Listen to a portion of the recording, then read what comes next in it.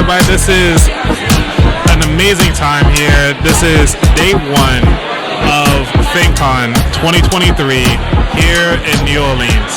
And I have to say, the weather is beautiful, the vibes are cool, and we're just having an awesome time out here. And I had to bring the awesome guy up here with all the energy. What's going on? No, I'm having a great time. And, I mean, the weather has been amazing here. And as you pointed out, the people here are amazing. I mean, coming to Fincon is just like catching up with old friends. Yes, it's like a big family, like, hey, we haven't seen you in like last year. It's like, go on, even though we follow each other everywhere. It's amazing. But even still, there's also that accountability piece, like, yeah, I saw you last year, it's great to catch up. What you been up to? Did you do what you said you were going to do? So true, so true. So with that being said, what have you been up to since last year?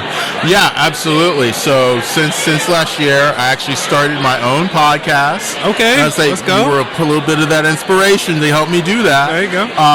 So I started my own podcast called Renter Confidential. So it expounds on my previous book, Rental Secrets, continuing to teach renters how to negotiate better with their landlords and save some money on that rent, because you know it comes around every month. That's true. But also interviewing people about the challenges and obstacles they may experience when they actually go to rent a property, as well as analyzing articles that are coming out, current articles about the rental situation and what renters are facing, and kind of even a little bit about the politics around it. Right. So I always ask this question on my show. You've actually been on the show already. Yeah. But what was your worst money mistake? So one of my worst, I think I'll use this one. So I got my first job after college, and I went out and I bought a new car. All right. Went and spent, I think it was like, well, what kind of car was it though? It was a Saturn SL2, 1998. It was brand new, off the lot. Right. And even having gone to business school for undergrad, it really didn't hit me that once I drove that new car off the lot, its value dropped by about $5,000 because it's no longer new. That's true, yeah. Yes. So, but then, you bought it, you're in it, you're making the payments. Right. But I tell you, when that 5 years was up, there was dancing in the streets that day. That mistake has been wiped out. So now when I buy a car, I go and I buy used cars. I mean, they're not extremely old, but they're not new. Right. So but I don't take that. They're new to me. Yeah. Yes. But I don't take that value hit up front. Right. So that's your lesson learned for that particular situation. Right. Now, what would you give to the people who are like looking to get their first car? What would be the tips that you'll let them know? So I would say, number one, your first car doesn't have to be brand new off the lot. There really is nothing special about that new car smell. Okay. But if you are going to get a used car, what I do is I find the car that I want. I have it taken to a mechanic, the third-party mechanic, to look over everything, see what repairs need to be made on it, if any.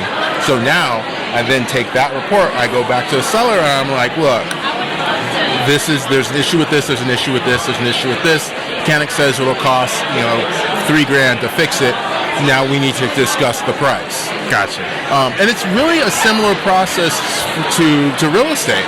Okay. Where if you want to buy a property, you have a property inspection done. Yep. They give you a checklist of what's wrong with the property, and then you use that list to negotiate with the seller. Perfect. So it's a similar process. I like how you made that segue. That's right. Those lessons keep kicking. Yeah. Because it shows that the education can be transferable from one subject to the other. Yes. And that is very key to understand that just because you got the knowledge doesn't mean it's just for that one particular item, one particular subject, that you can actually branch out to others. No, it's absolutely true. Like, people get caught into like these silos, like in a company, right? Only the sales people do sales. Only the production people do production. Well, if the production people knew what the sales people were trying to do, might help y'all out. That's true. So all this knowledge is transferable. Right.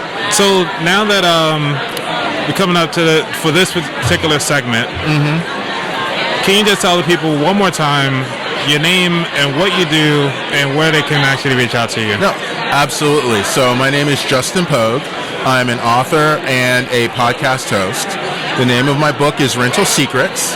And in that book, I teach renters how landlords think so they can negotiate better when they go to rent a property. And my podcast, Renter Confidential, just builds off of that and actually interviews people who are going through rental situations, good, bad, and kind of downright ugly, as well as analyzes current articles about renting. So people can really have a feel for what that process is and how they can get through it the best way given their situation. All right, cool. Thank you so much for being on the show. You have a good time, and see you around at Fincon. Absolutely. Anytime, right. Anthony. Cool. Take care. Well, that concludes this episode of About That Wallet. I hope this topic was helpful. If you want to get the latest episodes, please subscribe to this podcast, wherever you're listening to it. Remember, it is your duty to know about that wallet. Take care, be safe, I'm out. Peace.